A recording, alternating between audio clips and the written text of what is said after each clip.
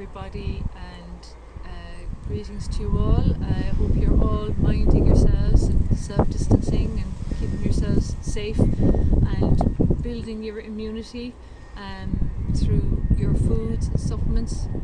I've had a lot of people asking me about ways to boost their immunity through food and by other means, so I thought I might focus a bit today on vegetables and some herbs, and then another day I'll do some fruit, maybe in a few days time. So some of these herbs you will have in your larder already, or they may be growing around you in the garden or on your windowsill, and I have some dried and I have some growing on our patio here. So I'm just going to take you through some essential ones that I would always be using. So we have the rosemary, which is quite a pungent flavour, and it's traditionally used a lot with lamb, but back in the day, thyme and rosemary, and thyme, that's good old thyme there, and you can use that dried or fresh. They were used to keep meat and fish clean, and they would wrap the piece of meat in the rosemary and the thyme sprigs, and that would keep it from getting bacteria attacking it. So in modern day, as we jump forward to the days of fridges and everything, it's good to use a lot of rosemary and a lot of thyme in your cooking, and put in as much as you can. The fresh herbs are not as strong as dried herbs. So in a recipe, if it has dried herbs in the recipe, go with what they say. But if you're using fresh herbs, you're going to add in a bit extra. Okay, so it's slightly different. So that's good old rosemary. And then coriander. A lot of coriander is available now and used a lot in Asian cooking. But if you have that on your windowsill and you take a couple of leaves of coriander every day and eat them, it is supposed to be quite cleansing for the liver and detoxing, because even as we build ourselves up, you want to clear out all the rubbish. So eating a couple of leaves of coriander every day is a good thing to do, and quite a nice flavour too. I kind of like it. And coriander, the fresh coriander, is a great thing to chop through food just as you're serving it. Traditionally used a lot in curries, and in Thailand and regions like that, they would use the roots as well. So that is good old coriander. And I just bought a fresh mint plant today. If you are going to have any mint in your garden, whether it be peppermint or spearmint, this is peppermint, you don't plant it in the middle of all your other herbs because it will just take over. It's like a bully. So you want to keep it in a pot. So I'll keep that in the pot. I might put it into a slightly bigger one, but chop that through your food as you're about to serve it, and it'll just really bring out the flavour. And you can also do like they do in North Africa, where they'll have a couple of sprigs in hot water, and that's really soothing for the tummy. Because you've got to mind your gut as well. It's all about the gut, as us nutritionists would say. Other ones that I really use, I always have these in the larder. So these are the big guys here. So we have turmeric, and you've heard a lot about turmeric. They're using it now in all different types of supplement blends. But if you can manage to get between half and a full teaspoon of turmeric into your cooking every day, whether you're putting it in with your chopped onions as you're frying them off, or throw it into your soup, it has a very, very mild bitter flavour. Obviously it has a bit of a good colour to it, so it'll change the colour of things, but it's very anti-inflammatory. It clears the liver and it stimulates the gallbladder, and it's very soothing as well. So lots and lots of turmeric, and it's going to really boost your immunity. Nigella seeds. Nigella seeds are, you might see these in your dal bread and stuff like that when you go and you order your Indian takeaway. I think they call them onion seeds as well. But if you sprinkle the Nigella seeds on your dinner, or even if you're making bread or scones, that kind of thing, they're really, really good for lowering cholesterol, reducing inflammation, and clearing bacteria out of the body. And if you're clearing things like bacteria and stress and all these kind of things out of the body and waste material, you're also allowing your immunity to stay nice and strong. So anything you can do to aid the body to work better it's going to boost your immunity as well as a result. Celery seed is another one that I love to use, especially with a lot of my heart clients. So people who have a history of heart disease, or they are trying to keep their good cholesterol up and their bad cholesterol down.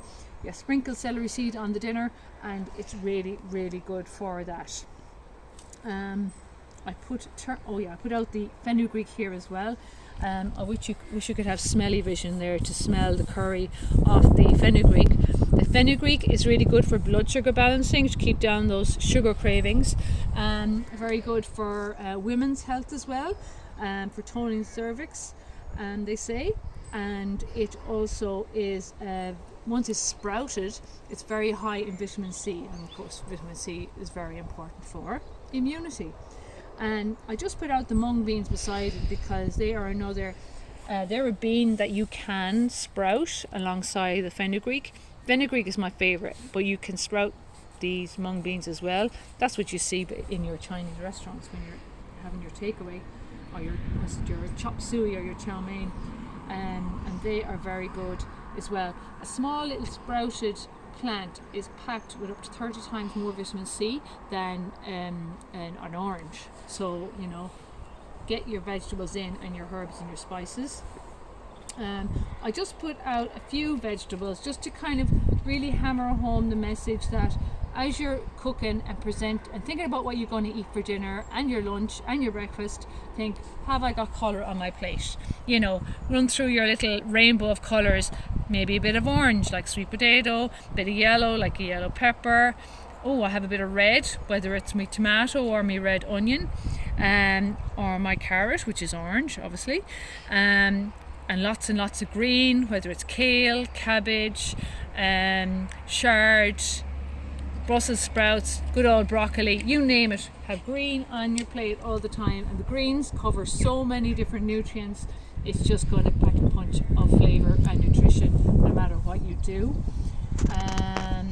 What else have I got here? I put in the spring onions because I put in the allium family in general, because the onions are great for building up immunity as well, because they're really, really antibacterial, and thus will help with viral infections too. And if you're somebody who's got a weak tummy and is prone to bloating and discomfort, then just use the green tops of your spring onions to flavour your dish. But other than that, get your spring onions in, get your red onions in, and or your normal onions, and the good old garlic. Clove of garlic a day will keep the doctor away. But the rawer you can eat it, the better, because the raw garlic is what has the allicin in it, which is going to boost your immunity. So get your dips out and make your own hummus and that kind of thing. Whenever you're cooking, throw in a few cloves of garlic, and you can just roast off a bulb of garlic like that. And once it roasts, it's going to get really sweet, and you can just literally pop it out of the cloves and eat it. Nobody's going to be around you, but you could do that.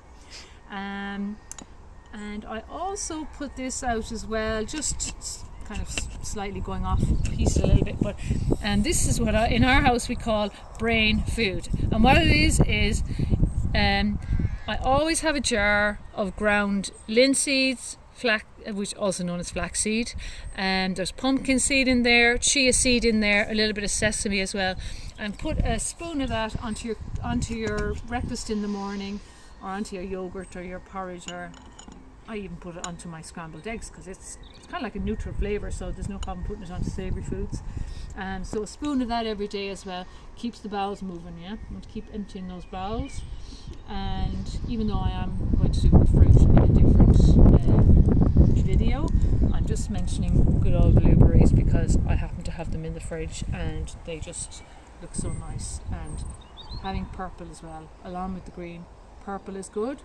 Onion, blueberries, anything purple in terms of berries, that kind of thing is really good for the heart. So keep the heart healthy. So I hope you've learned something from what I have been going through today, and you picked up a few tips along the way. Don't get overwhelmed by trying to do too much too soon. If you are trying to clean up your diet a bit and eat a bit healthier and look after your immunity at the moment, because we don't want to stress you out too much either. But just do a little bit every day, and you will move further and further towards positive eating, and mind yourself. Be safe out there.